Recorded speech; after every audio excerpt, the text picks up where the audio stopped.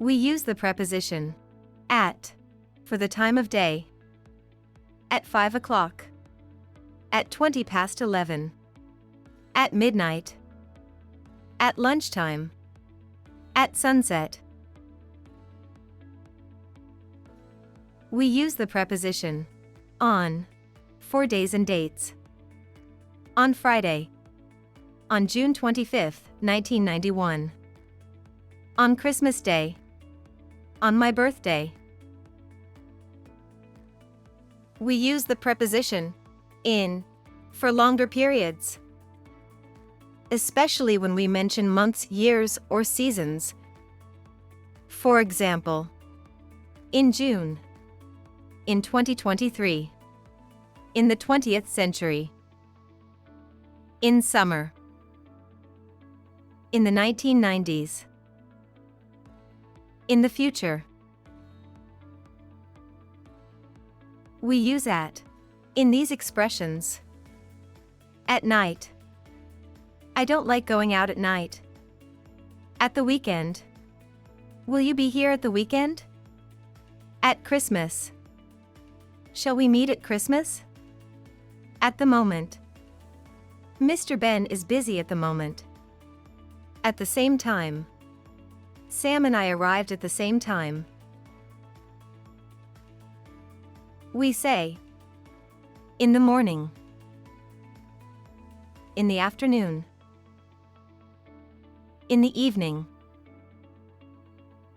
But. On Friday morning. On Sunday afternoon. On Monday evening. I will call you in the morning. Do you work in the evenings? I will call you on Friday morning. Do you work on Saturday evenings? We don't use these prepositions before the following words: last, next, this, and every. For example, I will call you next Friday. They got married last March. In spoken English, we often leave out the prepositions on before days. So you can say, I will call you Friday. I don't go out Monday mornings. In a few minutes. In 6 months, and other expressions. The train will be leaving in a few minutes. It means that the train will be leaving in a few minutes from now. Andy has gone away. He'll be back in a week. It means that he will be back in a week from now. She'll be here in a moment. It means that she will be here in a moment from now. You can also say in 6 months' time or in a week's time.